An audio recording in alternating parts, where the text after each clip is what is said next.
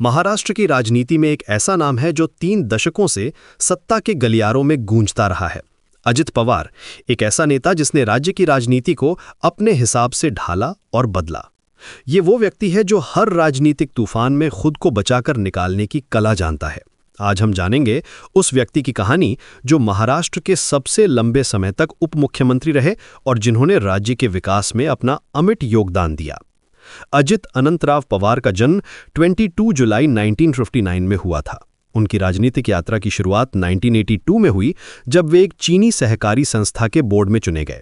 यहीं से शुरू हुआ उनका सहकारी क्षेत्र से जुड़ाव, जो आगे चलकर उनकी राजनीतिक पहचान का मुख्य आधार बना। पुणे जिला सहकारी बैंक के अध्यक्ष के रूप में 16 साल तक काम करते हुए उन्होंने ग्रामीण अर्थव्यवस्था की बारीकियों को समझा। यहां उन्होंने किसानों की समस्याओं को नज़दीक से देखा और समझा कि कैसे पानी और पैसा दोनों ही ग्रामीण जीवन की रीढ़ हैं।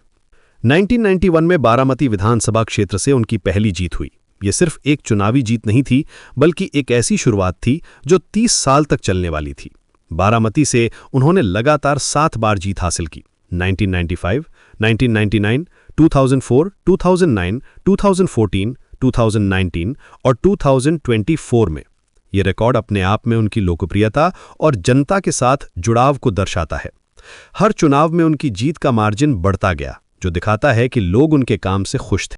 अजित पवार की मंत्री पद की यात्रा भी उतनी ही दिलचस्प है। 1991 से 92 तक वे कृषि और ऊर्जा राज्य मंत्री रहे।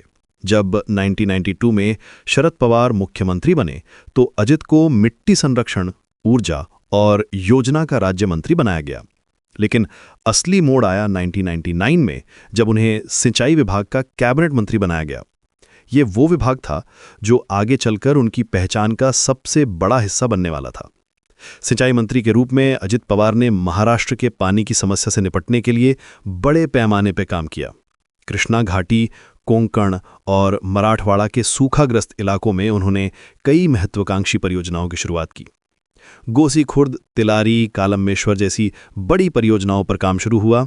उनके कार्यकाल में सिंचाई की क्षमता में 28% की वृद्धि हुई और सिंचित भूमि में 5.17% का इजाफा हुआ। ये सिर्फ आंकड़े नहीं थे, बल्कि लाखों किसानों की जिंदगी में बदलाव के संकेत थे। वित्त मंत्री के रूप में भी अजित पवार ने अपनी अलग पहचान बनाई। उन्हें महाराष्ट्र का फाइनेंस मैनेजर इन चीफ कहा जाता था।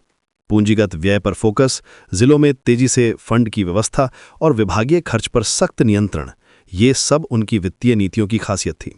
उनकी एक बात मशहूर थी कि वे कहते थे कि पैसा सही जगह जाना चाहिए और सही समय पर पहुंचना चाहिए।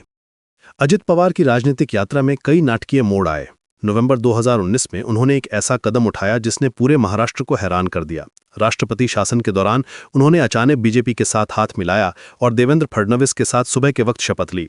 लेकिन ये सरकार सिर्फ 80 घंटे चली, क्योंकि वे पर्याप्त विधायकों का समर्थन नहीं जुटा सके। ये घटना महाराष्ट्र की राजनीति में एक टर्निंग पॉइंट साबित हुई।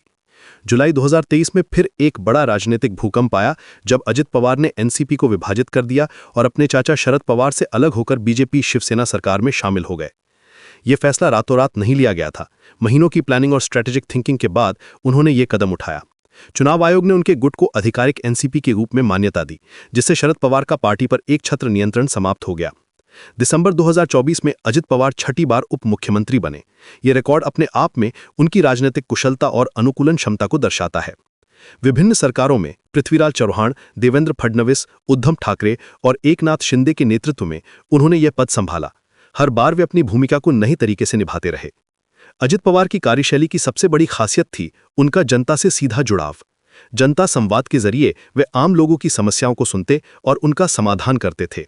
दिन में 16 से 17 घंटे काम करना उनकी आदत थी। समय निष्ठा और प्रगति के प्रति अटूट प्रतिबद्धता उनकी पहचान थी। वे कहते थे कि राजनीति सेवा का जरिया है, सत्ता का नहीं। हालांकि उनके राजनीतिक सफर में विवाद भी रहे। सिंचाई घोटाले के आरोप, लवासा प्रोजेक्ट से जुड़े सवाल और 2013 में पानी की कमी पर दिए गए विवादास्पद बयान, ये सब उनकी राजनीतिक यात्रा का हिस्सा रहा। लेकिन हर बार वे इन चुनौतियों से उभरकर वापस आए।